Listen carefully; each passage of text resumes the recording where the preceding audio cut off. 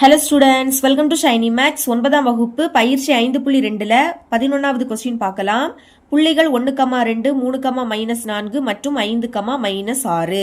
இங்கே 3 புள்ளி கொடுத்துருக்காங்க. ஃபர்ஸ்ட் புள்ளியை ஏன்னு எடுத்துக்கலாம், ரெண்டாவது புள்ளியை பின்னு எடுத்துக்கலாம், மூணாவது புள்ளியை சின்னு எடுத்துக்கலாம். இன் வழி செல்லும் வட்டத்தின் மையம் 11,2 என நிறுவுக.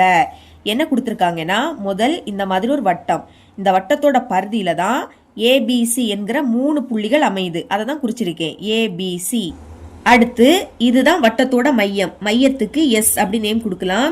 மையமும் கொடுத்துட்டாங்க, 11,2 அப்படின்னு கொடுத்துருக்காங்க. இங்க என்ன நிரூபிக்கணும்னா, இந்த வட்டத்தோட மையம் 11,2 அதுதான் நிரூபிக்கணும். சரிங்களா? அதை எப்படி சால்வ் பண்ண போறோம்னா, தொலைவு ஃபார்முலா வச்சுதான். பாருங்க, முதல் எஸ்ஏ இதோட தொலைவும், எஸ்பி இதோட தொலைவும், எஸ்சி இதோட தொலைவும் கண்டுபிடிக்கணும். மொத்தமா நம்மளுக்கு 3 தொலைவு கிடைக்கும். இந்த 3 மதிப்புமே சமமா வந்துன்னா இதுதான் இதோட மையம்னு நிரூபிச்சிடலாம். சரிங்களா? எழுதிக்கிறேன் பாருங்க. எஸ்ஏ இதோட தொலைவும், அடுத்து எஸ்பி இதோட தொலைவும், எஸ்சி இதோட தொலைவும் சமமா வரணும் என நிரூபிக்க வேண்டும். சால்வ் பண்ணலாம். இனி தொலைவு கண்டுபிடிக்கக்கூடிய formula d is equal to square root of x2 minus x1 whole square கூட்டல் y2 minus y1 whole square. ஃபார்முலாவை எடுத்து எழுதிட்டேன். முதல் SA இதோட தொலைவு கண்டுபிடிக்கலாம். அதுக்கு S புள்ளி எடுத்து எழுதிக்கிறேன். S புள்ளி என்னது? 11,2. அடுத்து A புள்ளி 1,2. இப்போ SA ஓட தொலைவு கண்டுபிடிக்கலாம். பாருங்க, ஃபர்ஸ்ட் புள்ளியில கமாக்க முன்னாடி உள்ளது x1, அடுத்துள்ளது y1. ரெண்டாவது புள்ளியில கமாக்க முன்னாடி உள்ளது x2, அடுத்துள்ளது y2. பிரதியிடுங்க. Square root of first x2. x2 ஓட மதிப்பு என்னது? 1. அடுத்து மைனஸ். இனி x1 ஓட மதிப்பு 11. அப்புறம் ஹோல் ஸ்கொயர், நடுவில் கூட்டல். அடுத்து y2 ஓட மதிப்பு 2. இனி ஃபார்முலாயில் மைனஸ். அடுத்து y1 ஓட மதிப்பு 2. அப்புறம் whole square. Square root of ஒரு மைனஸ்னாலே கழிச்சு பெரிய எண்ணோட குறியீடை போடணும். 11லேருந்து 1 கழிச்சா 10. பெரிய எண் 11, அதோட குறியீடு மைனஸ். அப்போ -10 ஹோல் ஸ்கொயர். இனி 2லேருந்து 2 கழிச்சா 0. 0வை ஸ்கொயர் பண்ணா 0 தான் கிடைக்கும். அப்போ அந்த 0வை எழுதிக்காண்டா. ஓகேங்களா? இனி இதை சால்வ் பண்ணலாம். ஸ்கொயர் ரூட் ஆஃப் மைனஸை ஸ்கொயர் பண்ணா பிளஸ் ஆயிடும். 10 ஸ்கொயரோட மதிப்பு 100. அடுத்து ஸ்கொயர் ரூட் ஆஃப் 100 எப்படி எழுதலாம்? 10 பெருக்கல் 10. 10ஐயும் பெருக்குனா 100 கிடைக்கும். அதை இப்படி எழுதிக்கலாம். ஓகே, இப்போ ரூட்டுக்குள்ள 2 வாட்டி 10 இருக்கு, அதனால ஒரு 10 நம்ம வெளியே எடுக்கலாம். சரிங்களா? அப்புறம் அலகுகள், தொலைவுனால அலகுகள் அப்படின்னு எழுதிடணும். இதுதான் எஸ்ஏவோட தொலைவு.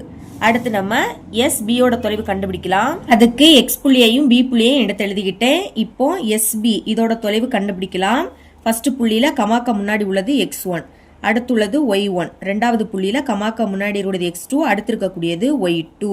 பிரதியிடுங்க. ஸ்கொயர் ரூட் ஆஃப் x2 ஓட மதிப்பு 3, ஃபார்முலாயில மைனஸ். அப்புறம் x1 ஓட மதிப்பு 11 ஹோல் ஸ்கொயர். இனி கூட்டல் y2 ஓட மதிப்பு -4. இனி ஃபார்முலாயில மைனஸ். அப்புறம் y1 ஓட மதிப்பு 2. அடுத்து ஹோல் ஸ்கொயர். இதை சுருக்கலாம். ஸ்கொயர் ரூட் ஆஃப் ஒரு மைனஸ். அப்போ கழிங்க. 11லேருந்து 3 கழிச்சா 8. பெரிய எண் 11, அதோட குறியீடு மைனஸ். அப்போ -8 ஹோல் ஸ்கொயர் கூட்டல். இங்க ரெண்டுமே மைனஸ்னா மைனஸ் போட்டுட்டு கூட்டணும். 4 2 கூட்டினா 6. அப்புறம் ஹோல் ஸ்கொயர். இனி ஸ்கொயர் ரூட் ஆஃப் மைனஸை ஸ்கொயர் பண்ணா பிளஸ் ஆயிடும். 8 ஸ்கொயரோட மதிப்பு 64 கூட்டல். இங்கே மைனஸை ஸ்கொயர் பண்ணா பிளஸ் ஆயிடும். 6 ஸ்கொயரோட மதிப்பு 36 is equal to square root of 64ஐயும் 36ஐயும் கூட்டினா 100ன்னு கிடைக்கும். அடுத்த ஸ்டெப்ல 100 10 × 10ன்னு எழுதிக்கலாம். ரூட்டுக்குள்ள 2 வாட்டி 10 இருந்ததுன்னா ஒரு 10 வெளியே எடுக்கலாம். மறக்காம அலகுகள் எழுதிக்கணும். சரிங்களா? இதுதான் எஸ்பியோட தொலைவு. இனி நம்ம எஸ்சியோட தொலைவு கண்டுபிடிக்கலாம். அதுக்கு இப்போ எஸ் புள்ளியையும் சி புள்ளியையும் எடுத்து எழுதிக்கிட்டேன்.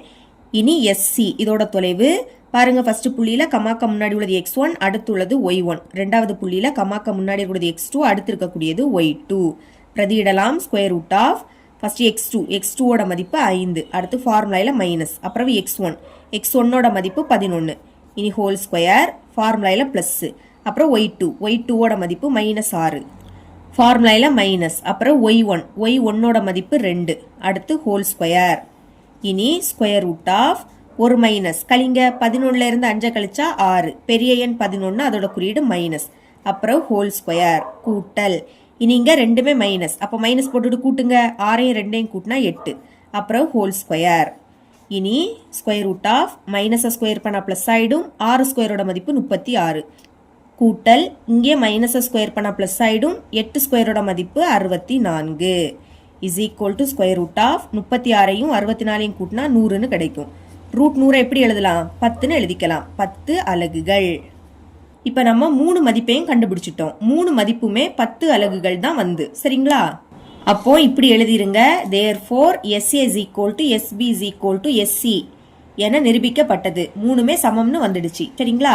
எனவே தரப்பட்டுள்ள புள்ளிகள் வழி செல்லும் வட்டத்தின் மையம் 11,2 ஆகும். 3 மதிப்புமே சமமா வந்தனால இதுதான் வட்டத்தோட மையம். ஓகே, இவ்வளவுதான் இந்த சம்.